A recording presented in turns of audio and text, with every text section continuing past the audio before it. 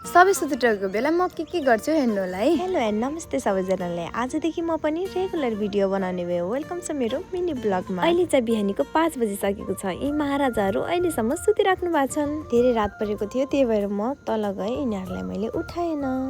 अनि मैले चाहिँ हातमुख धोएँ। हातमुख धोइसकेपछि मुख पुछेँ, मैले कपाल मिलाएँ, कपालमा झुम्का अड्कियो। म चाहिँ अर्को घर दुध निस्काउन गएँ, किनकि हाम्रो प्यारो थोरो यता थियो। पुरानो घरमा मैले बाँधेको थिएँ। काम गर्दा गर्दै उज्यालो पनि भइसकेको थियो, त्यही भएर मैले कुखुरालाई चारो हालेँ। कुखुराले चारो हालिसकेपछि महाराजाजीलाई उठाउन गएँ।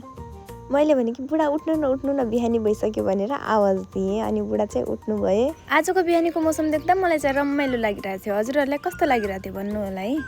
अनि म चाहिँ मम्मीहरू रुममा गएर मिलाएँ मैले रुम राम्रोसँग, किनकि उताको लतम पतङ भएको थियो कपडाहरू लुगाहरू। राम्रोसँग रुम पनि क्लिन गरेँ।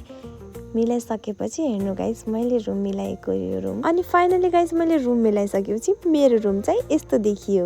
हजुरहरूलाई कस्तो लाग्यो रुम? आँगन धेरै फोहोर भएको थियो, त्यसैले मैले आँगनमा झाडु मारेँ। झाडु मारिसकेपछि म गएँ भाँडामा माझ्न। भाँडा माझिसकेपछि मैले आँगनमा पानी ल्याएँ। आँगनमा पानी हालिसकेपछि मैले सुई आँगन लिपेँ। अनि भेटौँला सुई गरेर अर्को ब्लगमा।